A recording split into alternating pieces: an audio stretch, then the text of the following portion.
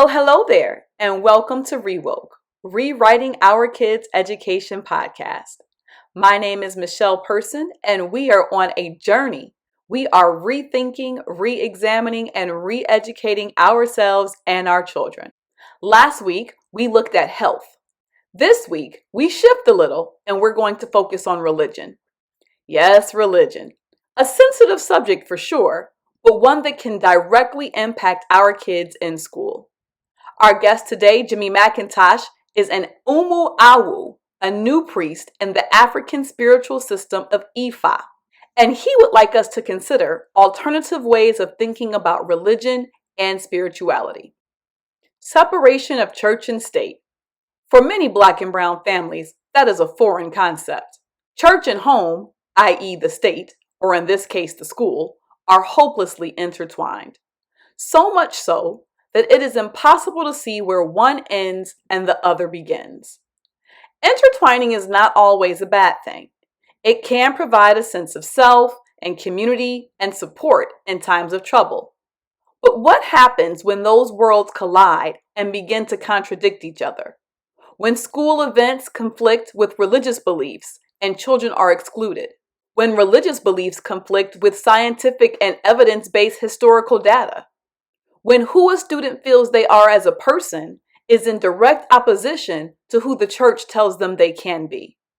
Belgian-American scientist Leo Blakeland said this: "Science and religion have this in common, that their noble aims, their power for good, have often, with wrong men, deteriorated into a boomerang to the human race.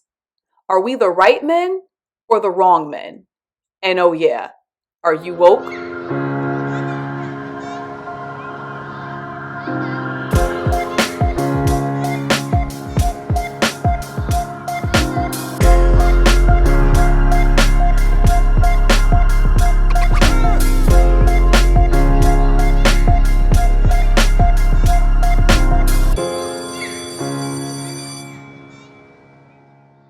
In many of the districts I've worked with in my career, my kids' life consists of home, school, and church.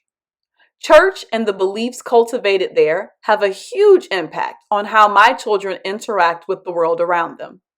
Usually it's not an issue, but every so often an incident will arise where those beliefs are in conflict with the goals and policies of the school.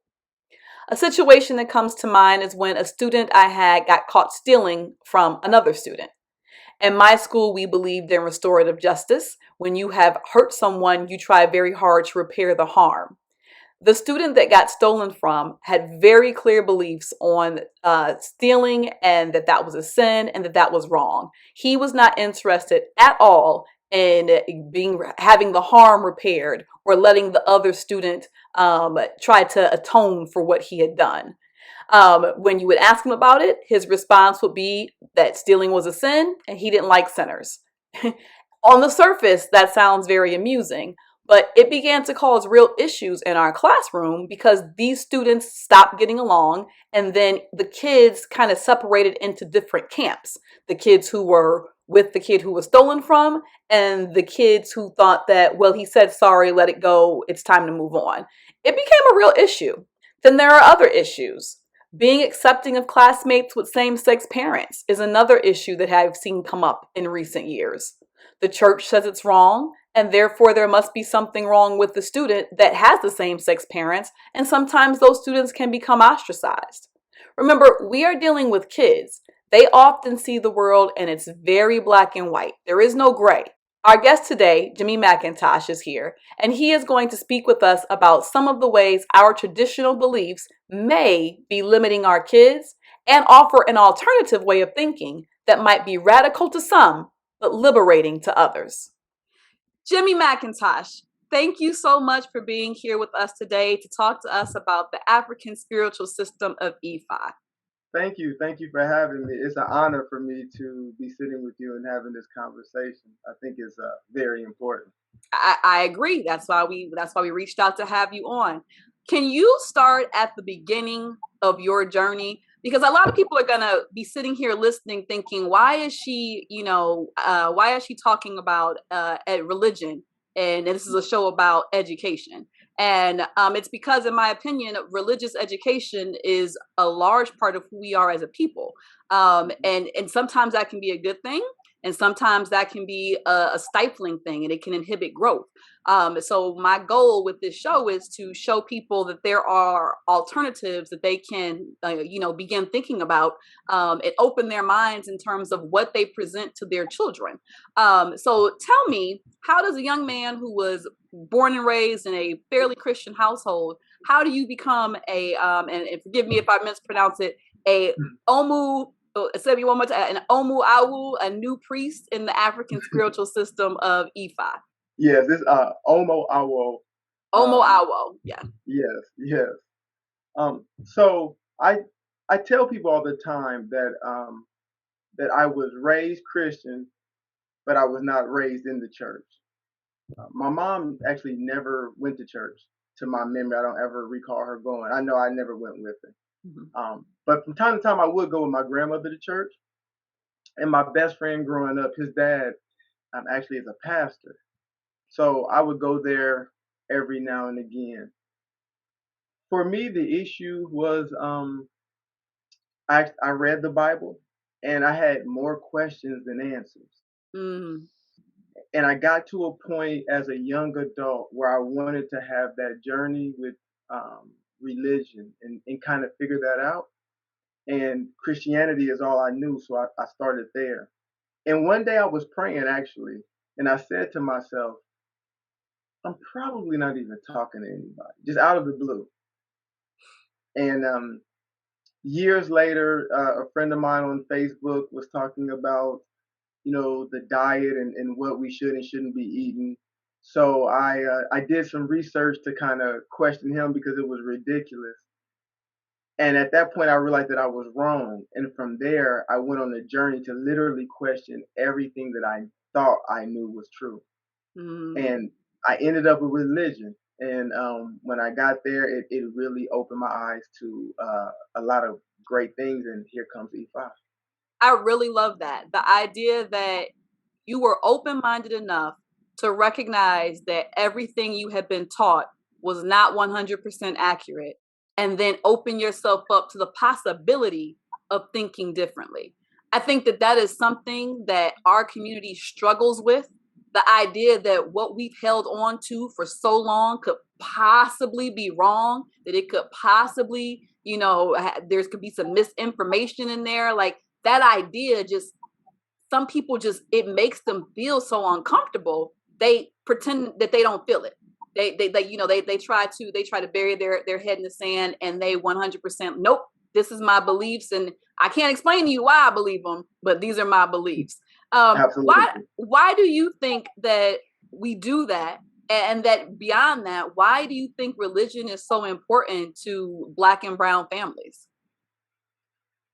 I think we do that because the struggle for African Americans since the time of the transatlantic slave trade has been so hard um, that we've just been in survival mode for hundreds of years.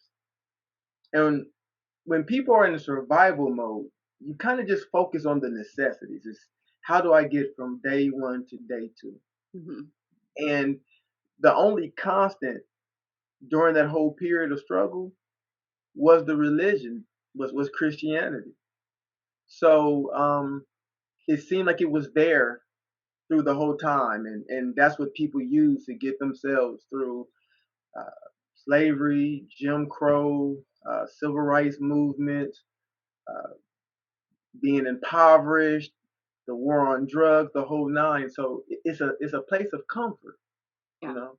So we just settled with that place of comfort, and since we're still in survival mode, we haven't had the opportunity that other races have to kind of find a way how to improve their situation because Mm-hmm. they're no longer surviving. So I think that's the reason why we hold on it too much, or so much, I should say. I tend to 100% agree with that rationale. I think that's very, very true. You can't, when you're, there's a movie I watched, the Queen of Katwe, and it was about a young girl in Africa, and her teacher recognized that she was a master chess player, and he was trying to get her mother to understand, like, you need to send her to school every day. I need her there because this is going to be her ticket out. And her mother is like, yeah, that's nice. I need her to go sell so we can eat today. You're talking about something that's 20 years in the future, and I'm talking about something that's going on right now. And there was this collide between the two of them because she could not see past her struggle to what infinite possibilities there could be, and he couldn't understand, like, how are you not, how are you not understanding how great this could be and open yourself up to this opportunity. So I think that in a lot of ways it's pretty much that clash, what you just talked about. When you're in survival mode, you can't see past, you can't even think to question something that is the one thing that is stable in your life. So the idea that you don't have the time or the luxury to go and ask questions. Absolutely. So I think I think you put that very eloquently. But okay, so you did have the time to ask questions, and you did ask a bunch of questions, and you went on this journey. Tell us, if you can, give us the Cliff Notes version, I guess, of what are some of the things you discovered in EFI that really spoke to you, that you really had, that were very different from your Christian background, and then beyond that, once you found these new ideas, what has it done for you in your life, to be able to embrace this new way of thinking? Well, what we learn in African spirituality is a lot of the things that we experience here on this planet, we actually chose for ourselves to experience so that we can evolve and grow.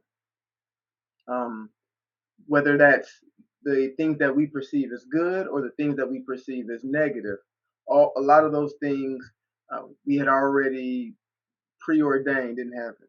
And the other things are just due to the choices that we made as we were having this journey here on earth. Um, as far for me, the Cliff Notes version is I had got to a point where things that were always demonized, I began to question. Why is that? What kinds of things? And like, well, for me, it was voodoo. Okay. So I would hear about voodoo, and I was like, I don't really think that's as negative as people say it. Like there has to be something to it. Like, why are we spending so much time Hollywood demonizing this thing? And so I started to study that. And a friend of mine who I had met in the lodge, he started studying spiritual systems of West Africa, and we started comparing notes. And we came to the conclusion what I'm studying was pretty much almost identical to what he was studying in other tribes in West Africa, like the Akan tribe. So then we came to realize that at least over West Africa, they all had the same belief system. The only thing that separated one from the other was language. Mm-hmm. So I started to go on this journey to find out how I can get more information onto these spiritual systems. And the friend of mine, he actually found the gentleman who later on became our Aluo or our godfather. Mm-hmm. And he heard him speak. And then I went and I heard him speak, and I was just like, I was floored. Like the questions that I had, he was able to answer the questions. Like one of the biggest issues that I had with Christianity, I thought it never made sense, is when people would say things like when they were in a good place, whether they had some success, maybe they opened a business or whatever, they would say things like, "I'm just living God's plan for me."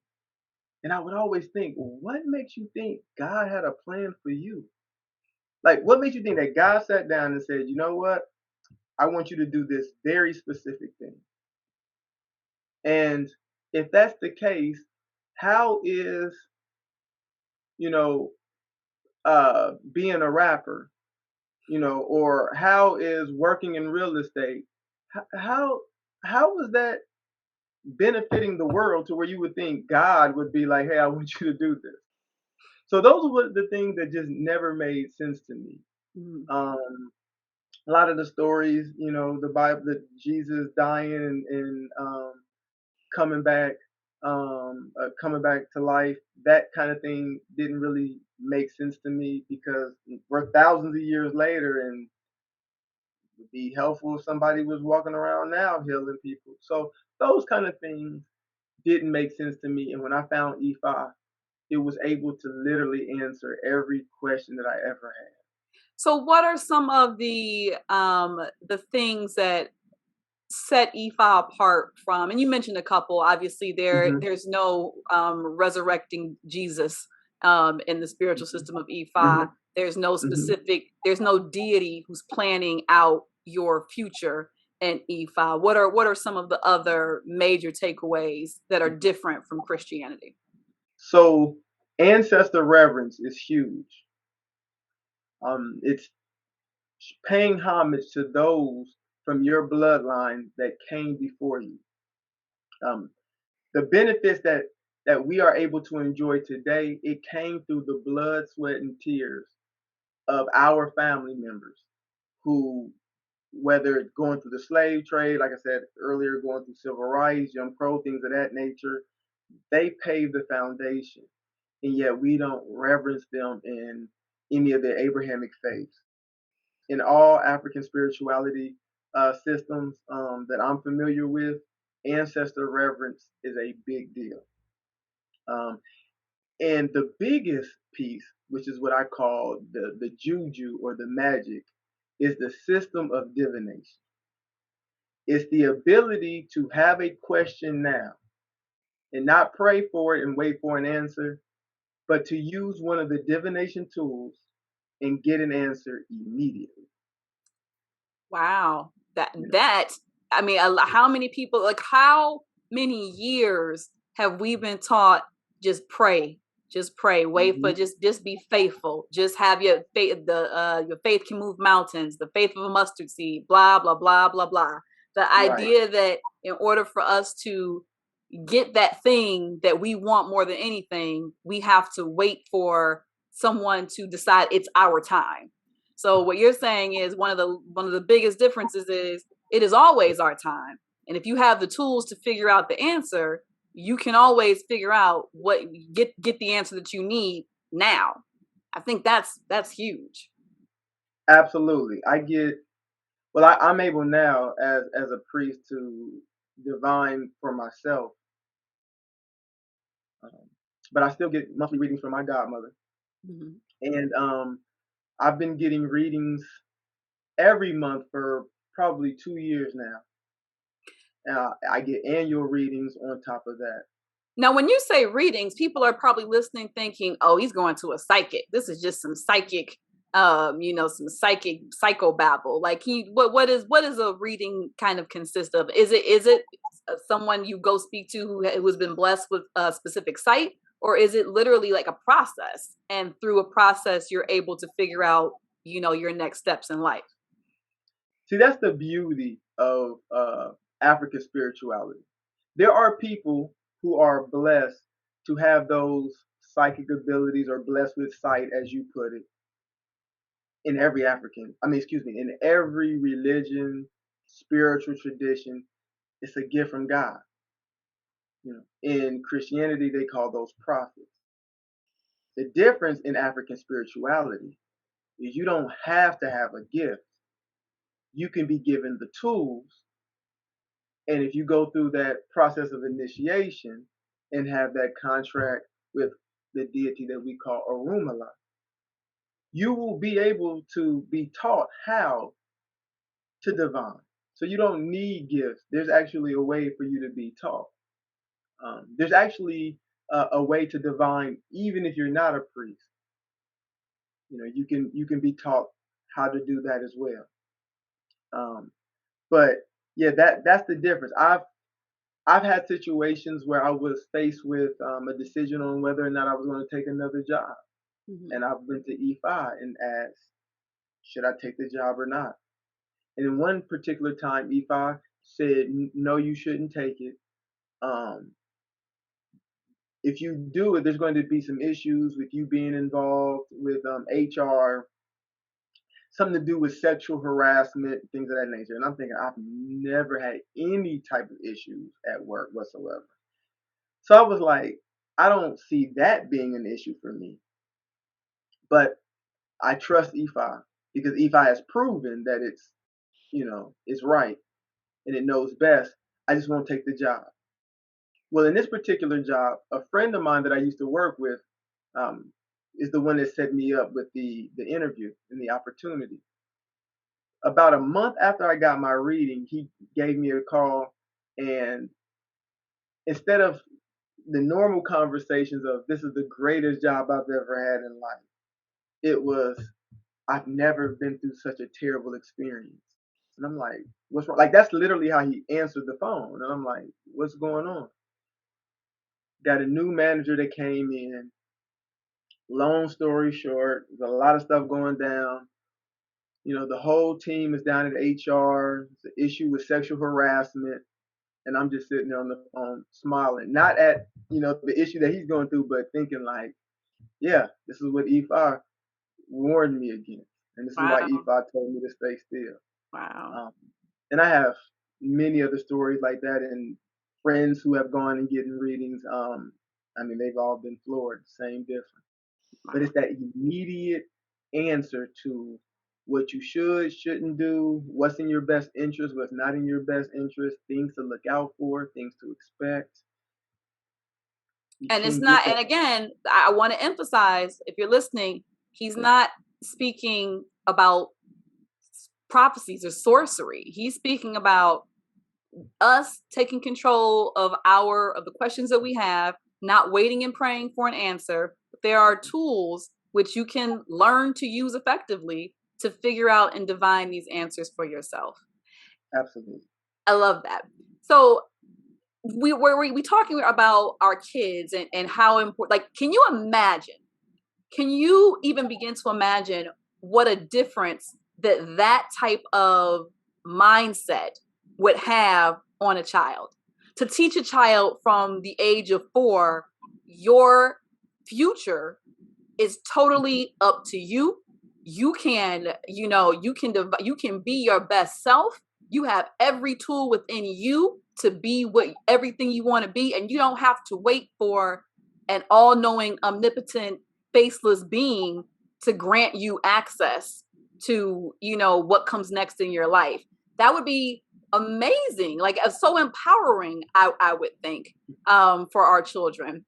Are there any resources that you can talk to people about or share, where parents who might be interested in this type of empowering different viewpoints, where they could go and learn more, figure out how to begin sharing it with their kids? Because this sounds like it is 100% a complete 180-degree departure from what we have held on to as a people for 400 years. Absolutely. And the funny thing is to what you were saying earlier, I've never found myself to be so jealous of kids as I have been since I have uh, got my what's called my hand of E5. I started practicing E5 3 years ago because we have children all around, and I'm like, man, if I had access to this when I was your age, like it would be amazing. But we joke in the Elay and say we have a children's church. Elay is the Yoruba word for house. That's what we call where we commune and as a group. We don't have regular service, so to speak, but we do have festivals and things of that nature. But we do have a priest who is over basically dealing with kids and provides resources for kids. I have a friend of mine who has kids, and he wanted to get some information for his children. So I do have a list of books and reading materials that I can definitely send to you, Okay. so that you can provide to your listeners. One thing I will add though about the kids, and I'm sure the parents listening will get this. There are some parents that are going to be listening. who, as a kid, went to their parents and said, I wanted to do this. And their parents was like, absolutely not. You got to go do this.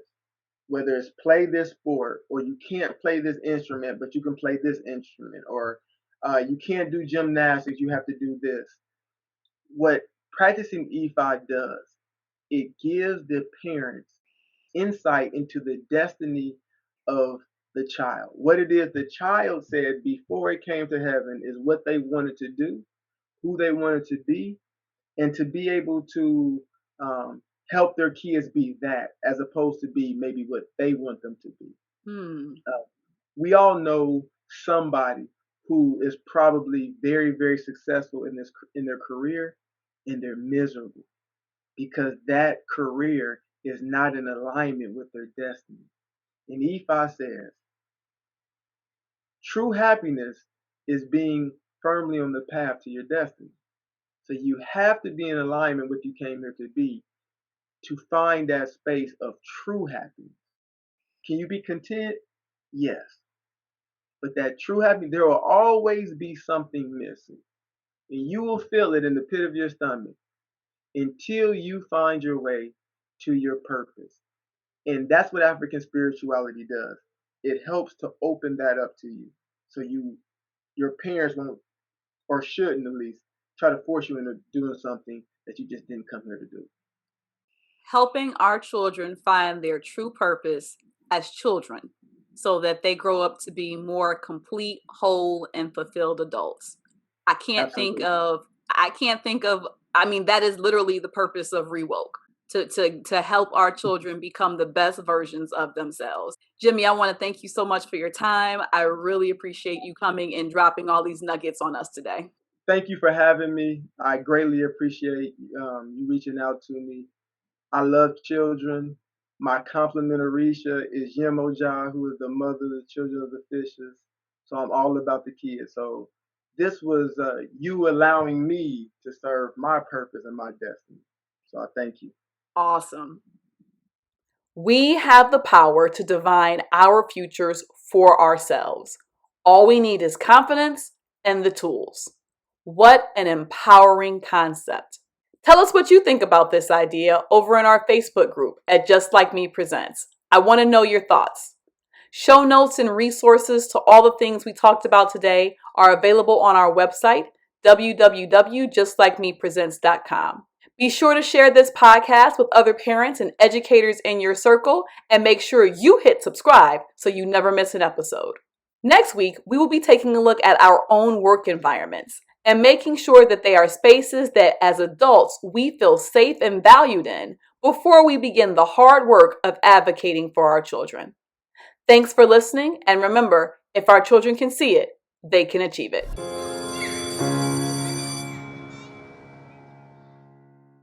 Parents, are you frustrated with traditional education? I was. Educators, are you struggling to find inclusive academic content that represents your students? I know the feeling. That is why I created Just Like Me Presents. Just Like Me Presents is a multimedia production and development company that stresses the importance of literacy, culturally relevant teaching materials, and active learning experiences.